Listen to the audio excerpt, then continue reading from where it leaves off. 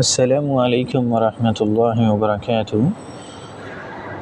ముహమ్మద్ సల్లల్లాహు అలైహి వసల్లం గురించి స్వయంగా అల్లాహ్ తాలాయే చెప్పాడు, ఈయన నా ప్రవక్త అని. ఓకేనా.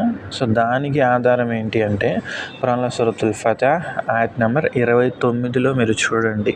ఓకేనా. చివరి వాక్యం ముహమ్మదుర్ రసూలుల్లాహ్ వల్లదీన మఅహు అషిద్దాదు అలల్ కుఫారి రుహమాఉ బైనహుం. అల్లాహు అక్బర్. ఇక్కడ చూడండి అల్లా ఏమంటున్నాడు. ముహమ్మద్ సల్లల్లాహు అలైహి వసల్లం అల్లాహ్ ప్రవక్త అని స్వయంగా అల్లాహ్ తాలాయే చెప్తున్నాడు. అల్లాహు అక్బర్. ఇదొక ఆధారం.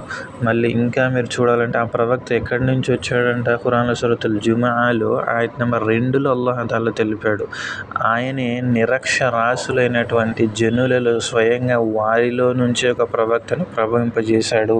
అంటే ఆ సమూహంలో నుంచే ఒక నిరక్షరాస్యుడైనటువంటి ప్రవక్తను, అంటే చదవడం రాదు, రాయడం రాదు, అలాంటి ప్రవక్తని అల్లాహ్ తాలా పంపించడం జరిగింది. ఎందుకు?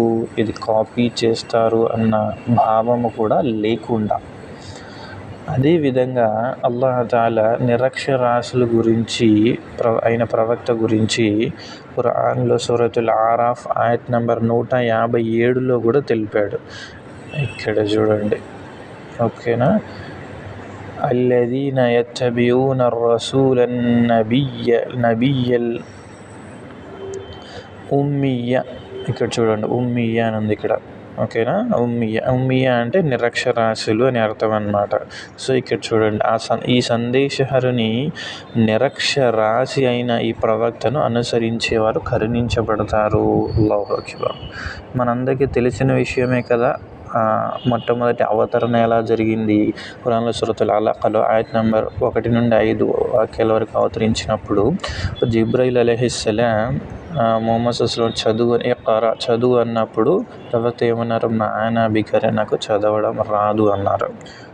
ఇఖ్రా బిస్మి రబ్బికల్లదీ ఖలఖ ఖలఖల్ ఇన్సాన మిన్ అలఖ ఇఖ్రా వరబ్బుకల్ అక్రమ్ అల్లదీ అల్లమ బిల్ కలం అల్లమల్ ఇన్సాన మా లమ్ యఅలమ్.